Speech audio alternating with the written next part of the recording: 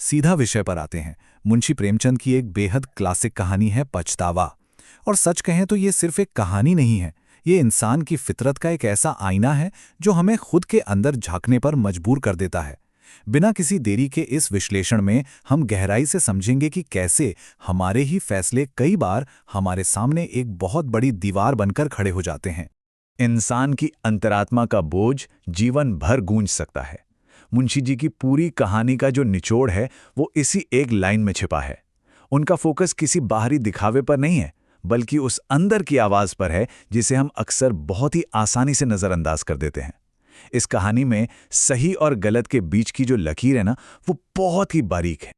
अब एक बड़ा सवाल, क्या हमने कभी अपनी जिंदगी में कुछ ऐसा किया है जिसके लिए हमें उम्र भर पछताना पड़े? जरा विचार करें। क्या कभी ऐसा कोई पल रहा है जब बस थोड़े से स्वार्थ के चक्कर में या गुस्से में लिया गया कोई भी फैसला बाद में एक बहुत बड़ा बोझ बन गया हो?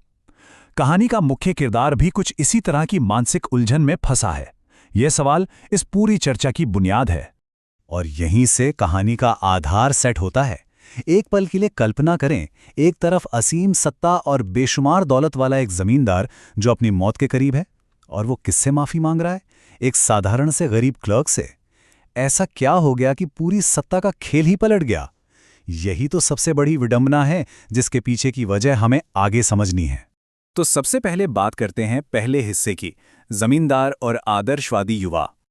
अब इन दोनों किरदारों का जो अंतर है वो एकदम हैरान करने वाला है।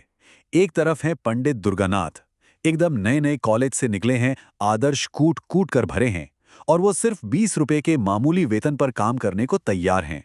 क्यों? क्योंकि उन्हें लोगों की भलाई करनी है। और दूसरी तरफ हैं कुंवर विशाल सिंह, एक बेहद रसूखदार और अमीर जमींदार। उनका सीधा सा फंडा है कि दुनिया खौफ और डंडे से चलती है। ईमानदारी जैसी चीजें उनके लिए बस एक मजाक हैं। जब दुर्गानाथ चांदपार नाम के इलाके के मैनेजर बनते हैं तो उनका तरीका बिल्कुल अलग होता है। किसानों से कोई रिश्वत नहीं, कोई मुफ्त का उपहार नहीं। इसके बजाय वो हर सुबह किसानों को मुफ्त दवाइयां बांटते हैं। जहां जमींदार के बाकी कर्मचारी किसानों से जानवरों जैसा बर्ताव करते थे, दुर्गानाथ ने वहां एक भाईचारे का माहौल बना दिया। और इसका असर, जो लगान हमेशा डंडे के जोर पर मिलता था, वो अब आपसी सम्मान के जरिए बिना किसी झगड़े के खुद ब खुद वसूल होने लगा। लेकिन ये शांति ज्यादा दिन टिकने वाली नहीं थी। अब आता है अगला पड़ाव, अदालत में सत्य की परीक्षा। चीजें बड़ी तेजी से बिगड़ती हैं। पहले दिन फसल कटते ही जमींदार अपना पूरा पैसा मांग लेता है। एक बूढ़ा किसान है मलूका, वो थोड़ी सी मोहलत मांगता है, लेकिन जमींदार के इशारे पर उसका गार्ड उस बूढ़े पर हमला कर देता है। बात हाथापाई तक पहुंच जाती है। और फिर अपने अहंकार में अंधा होकर जमींदार तीसरे दिन किसानों पर एक झूठा मुकदमा ठोक देता है। छठे दिन तो अदालत की तारीख ही आ जाती है और दुर्गानाथ को गवाही देने के लिए बुला लिया जाता है। अब ये झूठा समन असल में था क्या? ये एक बहुत ही गंदा कानूनी पैंतरा था। जमींदार अदालत में ये साबित करना चाहता था कि किसानों ने जो पैसे दिए हैं वो लगान के नहीं, बल्कि पुराने कर्ज के थे। इस तरह वो उनकी पूरी नई फसल पर कब्जा कर सकता था। लेकिन सबसे अहम बात, जमींदार चाहता था कि पंडित दुर्गानाथ अदालत में खड़े होकर यही झूठ बोलें। सीधा सा मतलब था, या तो अपनी नैतिकता चुनो या अपनी नौकरी। और यहां से कहानी पहुंचती है अपने चरम पर, अंतरात्मा का चरम बिंदु। जी हां, इनके जिम्मे लगान की एक कौड़ी भी बाकी नहीं है। ये इस पूरी कहानी का सबसे बड़ा माइक ड्रॉप मोमेंट है। वकीलों ने दुर्गानाथ को खूब रटाया था कि झूठ कैसे बोलना है, लेकिन जब कटघरे में जज ने सीधा सवाल पूछा तो दुर्गानाथ के मुंह से बस सच ही निकला। इस एक लाइन के लिए उन्होंने अपनी नौकरी, अपनी रोजी रोटी, सब कुछ दांव पर लगा दिया। और फिर तो जैसे अदालत में भूचाल आ गया। सच सामने आते ही मजिस्ट्रेट ने मुकदमा तुरंत खारिज कर दिया। कुंवर विशाल सिंह गुस्से से लाल पीले हो गए। उन्होंने उसी पल दुर्गानाथ को नौकरी से निकाल फेंका, उन्हें नमक हराम कहा और खूब बेइज्जत किया। जमींदार को लगा कि अब तो उन किसानों से उसका पैसा हमेशा के लिए डूब गया, क्योंकि दुर्गानाथ ने किसानों के मन से जमींदार का सारा खौफ ही मिटा दिया था। लेकिन रुकिए, कहानी का रुख अभी पलटना बाकी है। अगला हिस्सा है सत्य का जादुई प्रभाव। अगर इन दो तरीकों की तुलना ही देख लीजिए तो बात बिल्कुल साफ हो जाती है। जमींदार का तरीका था क्रूरता, नौकरी से निकालना, झूठे मुकदमे, मारपीट, और इसका नतीजा क्या मिला? सिर्फ बगावत और नफरत। इसके उल्ट दुर्गानाथ का तरीका था ईमानदारी, सहानुभूति और सच्चाई। उन्होंने खुद नुकसान सहा और इसका नतीजा लोगों के दिलों में इतना गहरा सम्मान कि उन्होंने स्वेच्छा से भुगतान किया। जो लोग मानते हैं कि इंसान सिर्फ डर से काम करता है, वो असल में इंसान को समझते ही नहीं। 1500 रुपये आज के हिसाब से शायद ज्यादा ना लगे, लेकिन उस दौर में ये बहुत बड़ी रकम थी। और ये पूरी की पूरी रकम उन किसानों ने बिना किसी जोर जबरदस्ती के अपनी मर्जी से चुकाई।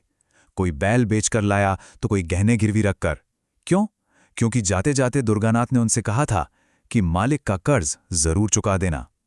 जमींदार ये सब देखकर पूरी तरह से सन्न रह गया। पर समय का पहिया घूमता है। अब आते हैं आखिरी पड़ाव पर, अंत में गहरा पश्चाताप। कई साल बीत चुके हैं। कुंवर विशाल सिंह अब बूढ़े हो चुके हैं, बीमार हैं और बिस्तर पर पड़े हैं। उनके आसपास सिर्फ वो लालची रिश्तेदार हैं जो उनकी मौत और संपत्ति का इंतजार कर रहे हैं। उनका एक छोटा सा 2.5 साल का बेटा है और अब जीवन के आखिरी मोड़ पर अथाह दौलत के बावजूद उन्हें खौफनाक सच्चाई का एहसास होता है। इस पूरे साम्राज्य में एक भी ऐसा इंसान नहीं है जिस पर वो अपने इस छोटे से बच्चे के लिए भरोसा कर सके। मुझे हीरा मिल गया था, मैंने उसे पत्थर समझा। यदि वो कहीं मिल जाए तो इस अनाथ बालक को उसे सौंप दो। ये शब्द सीधे दिल को चीर देते हैं।